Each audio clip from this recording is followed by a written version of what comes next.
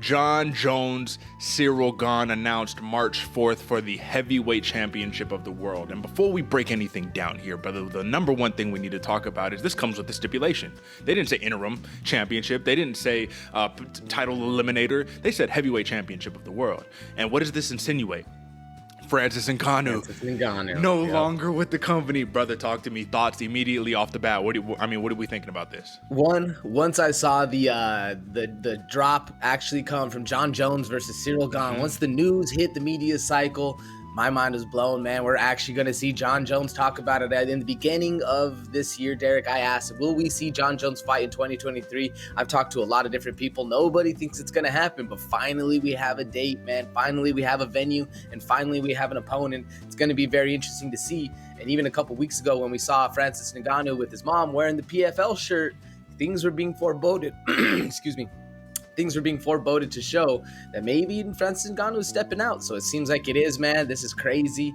I'm excited to hear Francis' side of the story. And the big question that comes to me, what about Stipe? What about Stipe, man? There is so much strife going on in the heavyweight division. It's exciting. I'm glad you brought it up. It's breaking news to start this story, Derek. Bro, what happened to Stipe? That is a great question. Has my man just like low-key retired and just walked into the sunset? Maybe. But the number one point is Jon Jones has not competed in a UFC bout, man, since February 8th of 2020, and that was when he got that close victory over Dominic Reyes, man. So at this point, we're literally going to be over 3 years of inactivity. Before you step it in against a heavyweight who arguably, a round or two differently could be the champion right now. He could have beat Francis Ngannou. We're talking about Ciryl Gane here.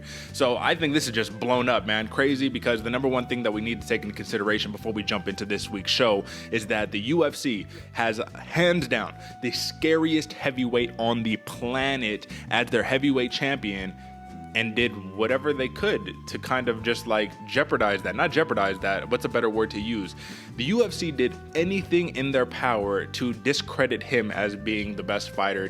Dana White even said he wants to go fight lesser opposition for more money. And AJ, my question to you is, when have we ever seen a company get their own Mike Tyson and do whatever they could to just like get him out of the promotion? Yeah, never. Most people try to hold on to the cash cow, Derek. Most people try to ride it into the sunset. But for some reason, the UFC really did everything possible they could to slight Francis Ngannou and make him, like you said, discredit him against all the rest of the fighters, man. Very interesting play. And, it's even crazier. I feel like everybody's kind of looking past it. Nobody's really questioning it, accepting it as it is. They're just letting it ride. It's wild. Yeah. Well, Dana did say, he was like, we'll try to do contract negotiations for 2 years. We'll make him the highest paid heavyweight in the world. You give him whatever money he wants. This is Francis Ngannou. This is a dude who's going to sell out pay-per-views every time. I don't understand it. I'm sure we're going to get more information here in the upcoming future about Francis Ngannou's side specifically, but what a way to start off the week, brother.